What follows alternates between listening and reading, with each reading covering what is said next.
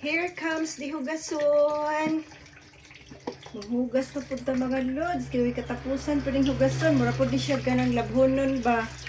Nga, kanira po na forever. Hello everyone. Nakapanghipos na ba po mo din ha? Hipos sa tano. Morning nga.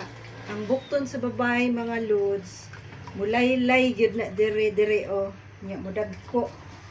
Kay tungod sa mga trabahoon sa balay. Way katapusan. Diba? Mao na siya. Kada adlaw nagid tay obra. Obra maestra. Maestra sa eskwelahan, maid sa balay. Gasto na pud kaayo mga lods kung musweldo, di ba? Kung putay pang sweldo pod. Posible ba kunta sa katabang kay mautang ang iyang sweldo. Ay my God. Kumusta naman mo diha mga lods? Samo kayong ako ang himungaan mga lods. Nga naman yun ning manok no. Dili mahimutang basta kaitlogon. Asa na pugha ni siya. Nga ganina ra man ginig pangitag iyahang maitlogan. O gyud na siya makapili. Gibuhatanan gibutangan na nako og iyahang itloganan. Hangtod karon wa gyud niya mauyon ni. Tan-awon daw ni nato mga lods bi. Asa ni siya karon kay ganina ra gyud ni siya ganang lupad-lupad din ha nang akong basura nga sinilhig mga lods. So kana nako malabay.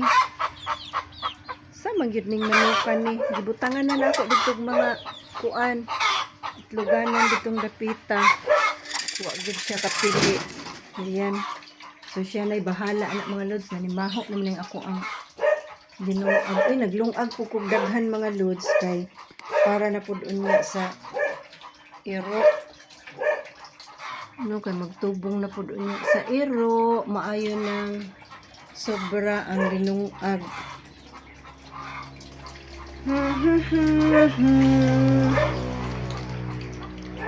Magid na siya ang atong life.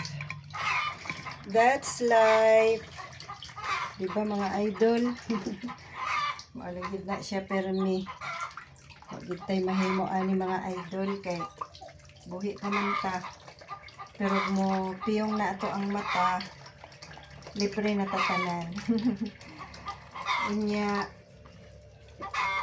napunta maka-feel sa kalisod sa panginabuhi. Pero di sa tamangan ba anak mga lods, no? Mukaon pa man tagdukot. Itaw. Inya. Nagkuha dahil ko karon lods o kuan.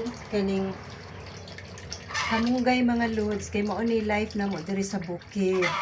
So magulay ko karong kamunggay. Tanglaran ako. Unya. Akong sagulan o kaning itlog nga Bisaya. Diba? Wala ni sa syudad no kaning itlog nga Bisaya. Yung mga itlog diha dagko. Diri sa amo agagmay ang itlog mga lods.